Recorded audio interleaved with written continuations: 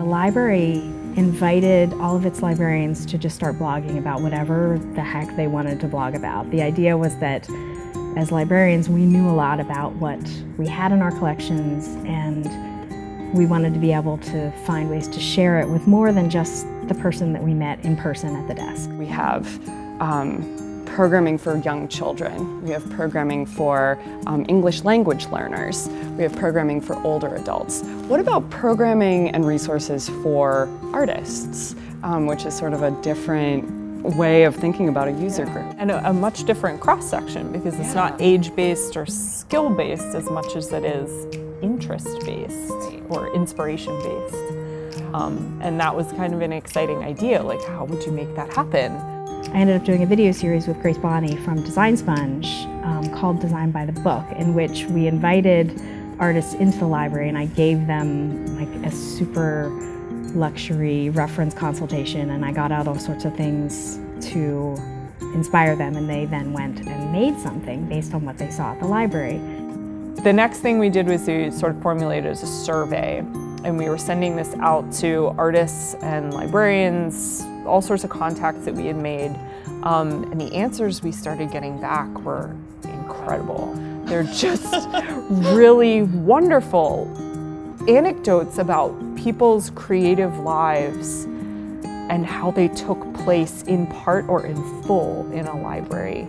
There's this huge interest in what creative people could find at the library, but a lot of people who are in creative industries, who are designers, artists, makers of all kinds, they don't necessarily think of research libraries as where they would go to find information or inspirations. I started doing information literacy classes specifically on how to find vintage materials, you know, vintage knitting classes, vintage sewing classes, vintage like kids toy making classes, things like that.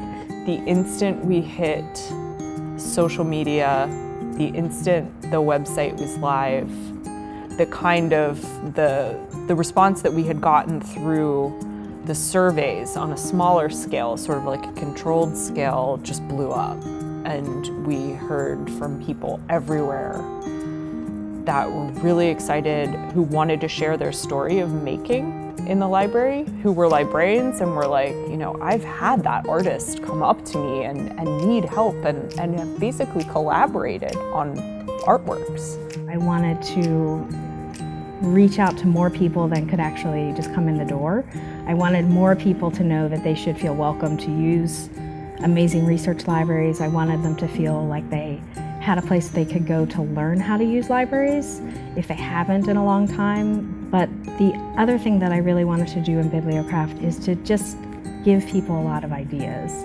So the book became my opportunity to share some of my favorite sort of bits of inspiration. It's been a truly collaborative process with Coffee House Press, and we're really delighted about how it looks and what's in it now. We get to share so many of the stories that sort of like when they came through our inbox, we were like, this is what we were hoping to tell people about, you know, like we get to share that in book form,